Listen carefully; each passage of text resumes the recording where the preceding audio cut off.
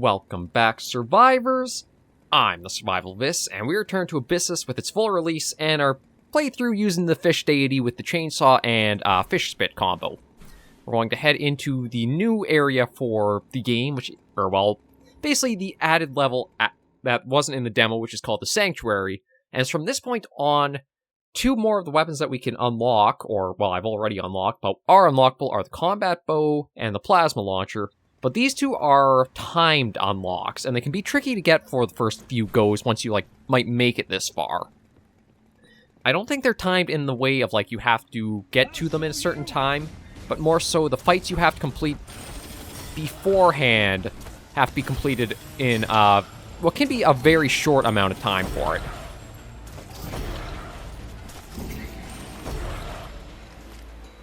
And this is also the area with, again, brand new enemies we didn't see in the demo, as well as one of the trickier ones where you can get hit pretty easily and pretty often in this section too. This is called the Sanctuary, which is basically, well, by all the bones and everything, you can kind of see like a catacomb of sorts.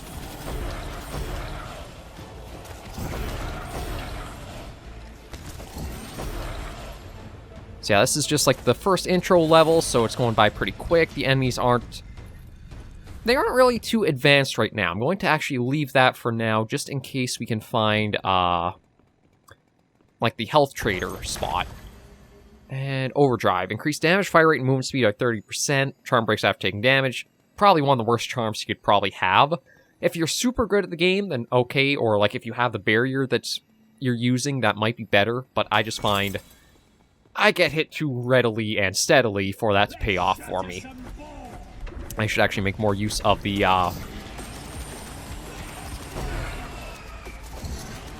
Okay, where are you? There you are. Yeah, these guys are very quick to be able to shoot out and get damage done to you. Shoot. Where are you? Okay, there's that done. Looks like Blessing, and then on to the next area. So we'll take... we'll work with more Gold Burst. 20% chance to explode, chance being based on gold or stun. I'm going to go for the explode. Stun won't really help us against bosses, so that's usually the point where I stumble more often. And you can see our charm that gives us, better movement speed and damage really was taken into effect there.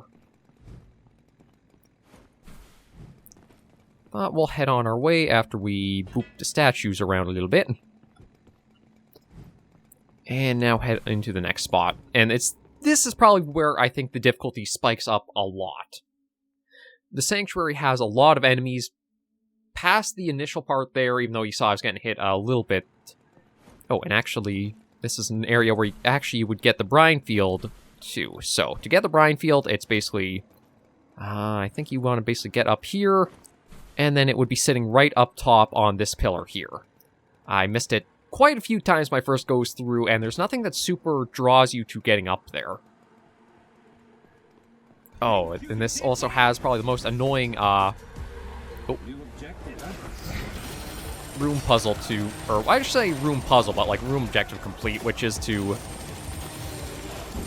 stay in the Phantom's sort of bubble, or area of effect here. Until, you're in here for long enough, enemies will continue to spawn, and it can make for really annoying encounters. As you can see, I'm losing health pretty readily. It's probably my most hated room type to have to, run into when doing the runs.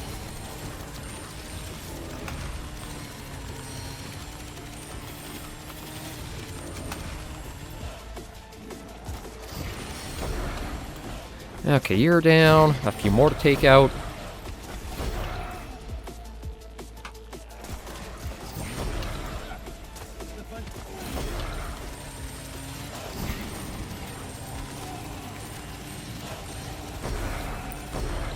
Okay. Okay, that's the room clear. Yeah, going for the Fish Deity, and that is quite a mess, and also taking a lot of damage through it, too. We do have the... bit of a buff from the charm right now, but I think I'm going to want to pop another syringe. These guys are pretty annoying because they basically have a shield on top of their regular weak spot, so it makes it so very tanky, and they can have some wide hitting effects.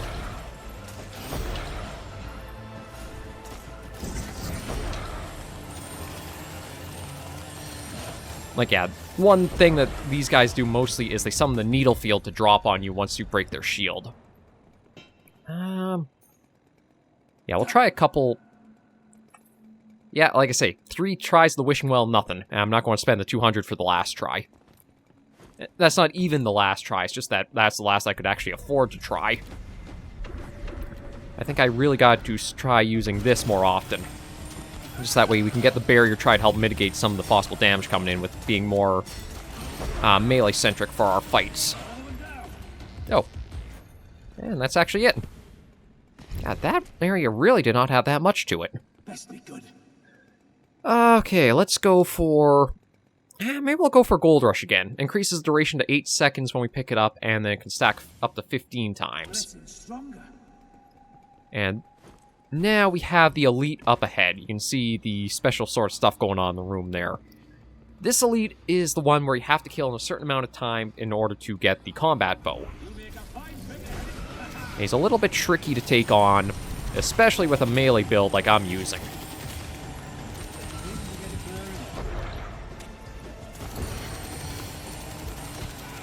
Now I'm not even actually hitting the weak spot on him.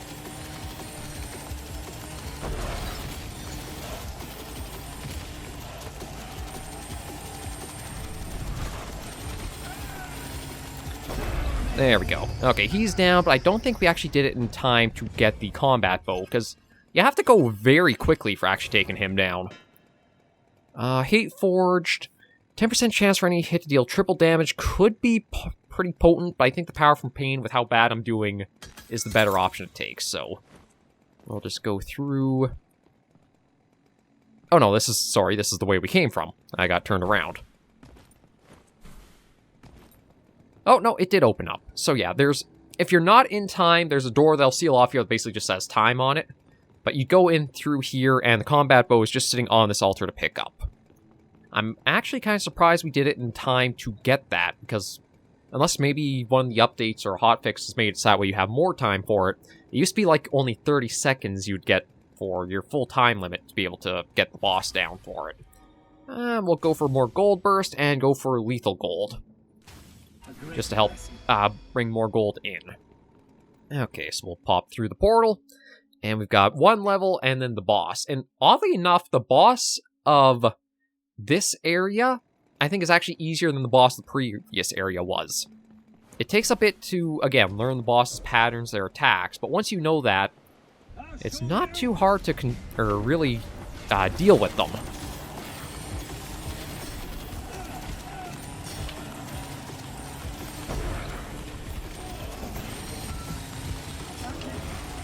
But yeah, I'm getting pretty beat up trying to do the melee build through this.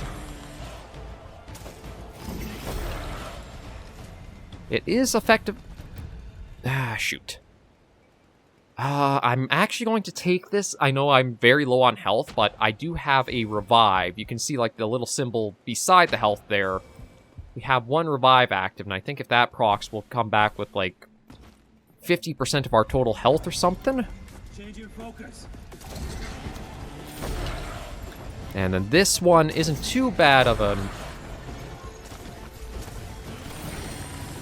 like goal to reach.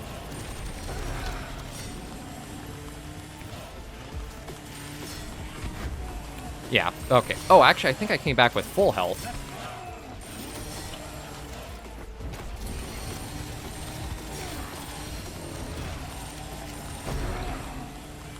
Where are you guys?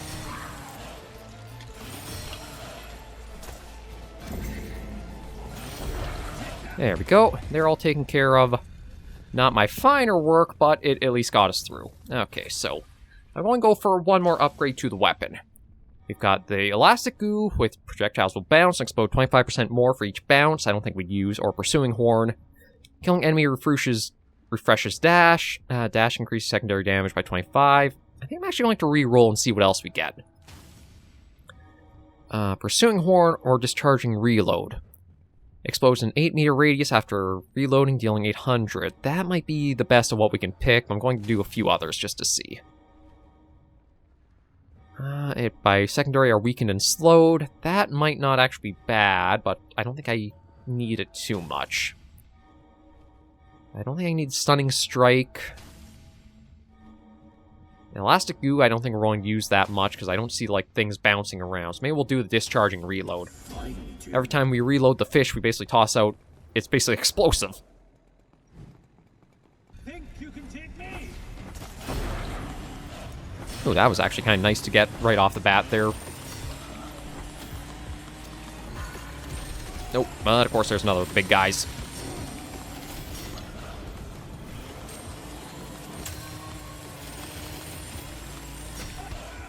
Ah, shoot.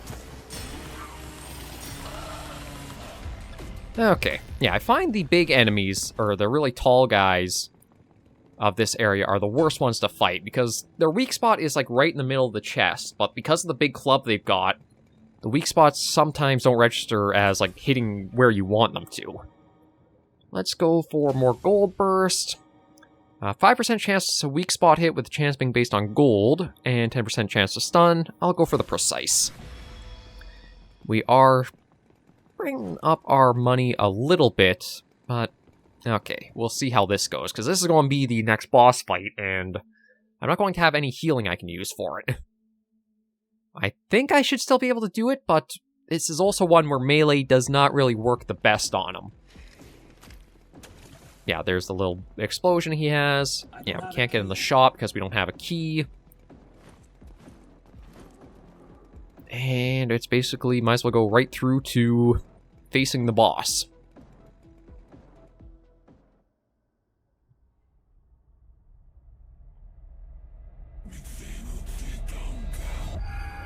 There we are. No one remembers a coward.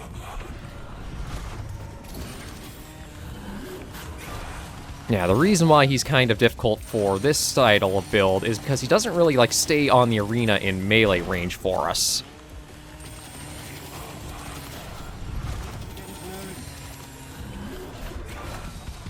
Ah, shoot. I'm in definitely the wrong area. And I just fell off the platform.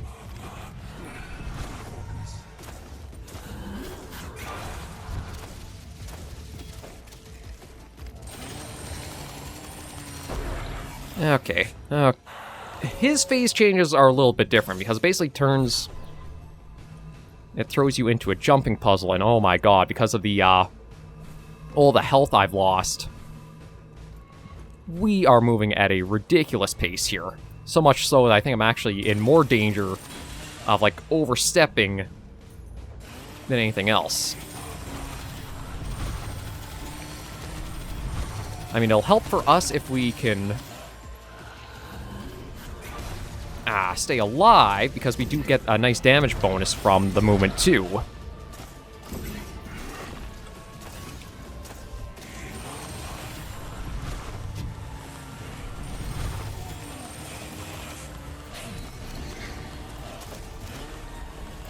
Okay, apparently, though, some things don't register as actually being hits with the weapon we're using, which is not helpful. Oh my god, yeah, the movement speed is ridiculous right now. Oh, I've only got 50 health. I don't think we're going to survive this. I'd like to...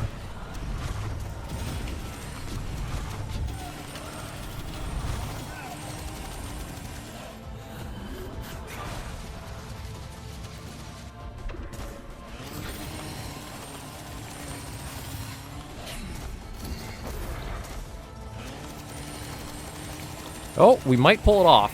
Okay, we just did with 15 health remaining. Ooh. Oh, the fan...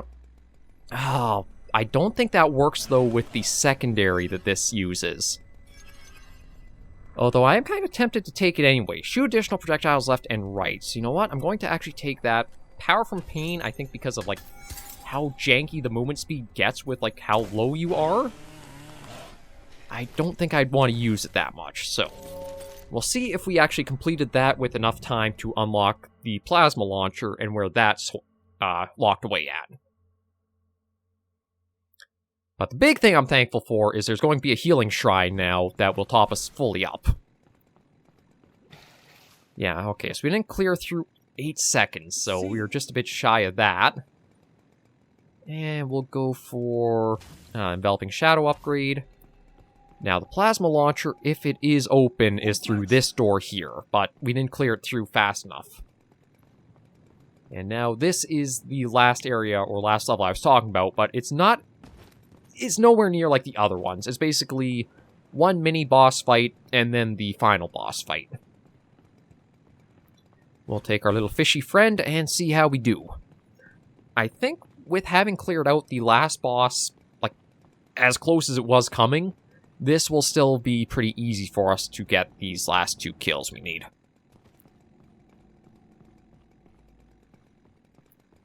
Yeah, pop into here.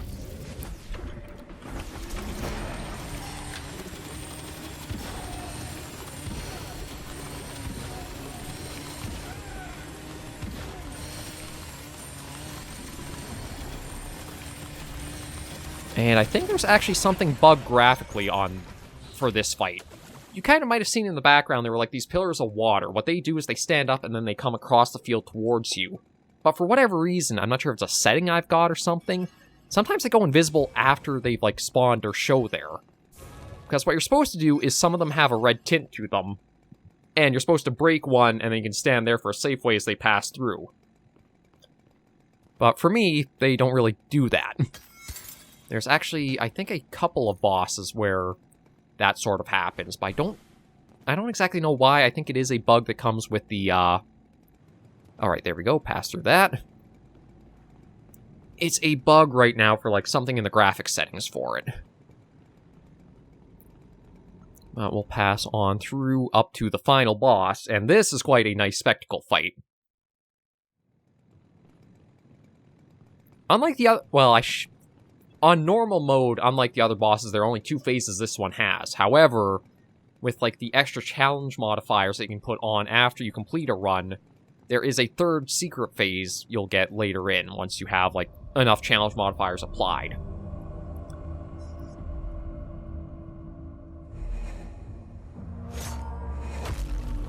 But the spectacle for this fight is definitely the 2nd phase.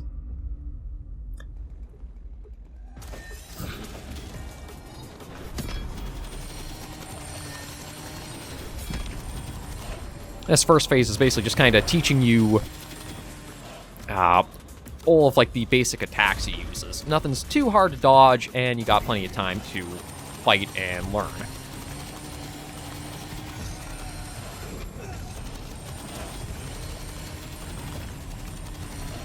We'll just lead these goop things into the portals, and he's just doing that. Oh, there you are. Now, normally he drops back down,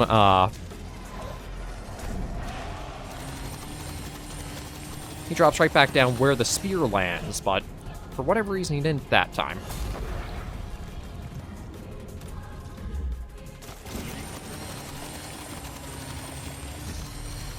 Yeah, we're shredding him pretty reliably. After you've made it to the boss a few times, you'll start learning what builds really synergize well, and some can just completely shred the health bars like it's nothing. And here's the spectacle. Basically slices through the fabric of reality, and now we're in space. Or sort of in space. Okay, he's got these orbs that are protecting him right now, so we gotta take care of those.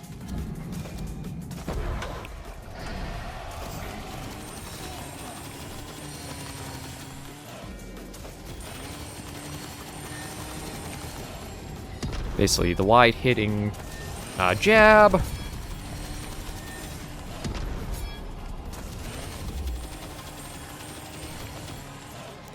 Oh, and then the spear toss. Although this one has a bit more of a follow-up, where it's one initial down and a few others, but still pretty easy to dodge if you know them coming. Okay, we got these to contend with again, so we'll try to see if we can ow, ow. Definitely do not want to be caught inside the pillar coming down for too long.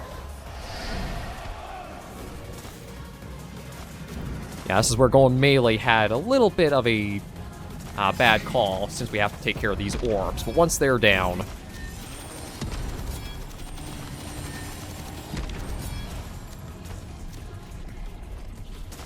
a little bit easier taking care of them. And just see if we can chainsaw down the last bits of health before he gets those immune orbs back.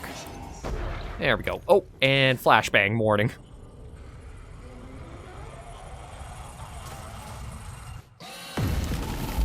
Yeah, that's kind of one of the ones that's just a little hard on the eyes, but it's at least not for very long.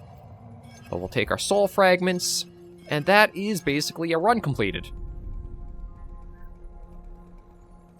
Now, I did choose kind of a weirder path to take using the Fish Deity with the chainsaw. It does have effective use, but as you saw, it's also a little bit dangerous too with like going into melee range against a lot of the enemies. Probably do, like I say, maybe another 1 or 2 weekends of Abyssus just to go through some of the other weapons. I'll probably take the bow out for one, because the bow nut I am. And then just probably bring a new series on for the weekends. But this is just like a nice palate cleanser since we tackled a lot of the larger hunting games and probably some of the larger fishing games on the channel too. So, just kind of switch things up so we're not getting too much of the same things over and over again. I figured I'd go for this with its full release. I don't know if I will do the bow next weekend or the weekend after to like wrap things up with it, but we'll see how the first weekend of this performs.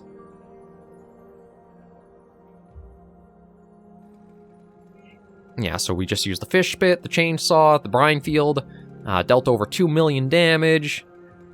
Actually, we're accurate for 68%, which is not too bad considering we basically just ran around with the chainsaw going most of the time. We'll return to the lobby and go over the soul wheel a little bit more. Oh, and oddly enough, with completing it, it looks like our gold color wore off on them. Yeah, so the soul wheel, it'll take a while before you get everything unlocked here, but it is possible to get everything. The big ones I do think you'll want to look at first are more than likely the Ancient Forge. That way you can get yourself the modifiers to your weapon or ability to help you out there. Ascended Blessings would be the next one. Upgrade altars can now be found, so you do have to unlock them. Abundance 2 isn't bad, getting another charge of your ability. Timely Reward's another good one. If you complete areas quick enough, you get the extra loot. And then there is the Picky Worship, where you can spend soul fragments to re-roll things. And then the very top is your Charm Power, gets you the second one. So it's basically...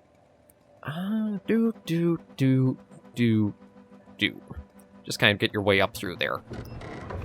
As I was talking about, like, the weapons, how, like, some are easier to build than others to start with. I think the worst one to start with for building is the Disc Thrower. It's a very slow-going one to begin, but once you get, like, a certain modifier or two using the Forge, this can then turn into, like, one of the most busted weapons the game has to offer. I think it requires more setup for it than others, but it will pay off if you can get the right pieces for it. Though that kind of holds true for every single weapon. There's not one I'd say that's like bad or worse or not as good as the others. As long as you know what you're doing and what you're kind of building for, all of them do have a pretty nice utility. I think the Disc Thrower and probably the Plasma Launcher too are a bit more difficult to try to build up for. But we'll see if you guys want to see more, and I can always do like more weekends showing off the weapons and how they perform in that. But I think this is just a good little bit to show off the Fish Deity there. And show and talk a little bit about Abyssus. Again, I really enjoyed the game. There is a roadmap of more content to come for it. But right now, it still gives plenty of fun for just going through, and I've just been playing solo. So if you have friends in that who you like shooters, I'd recommend trying this out and see what you guys think. I don't know if there is a demo still out for Abyssus, or they took it down because there wasn't enough of it to reflect what the full game is at this stage.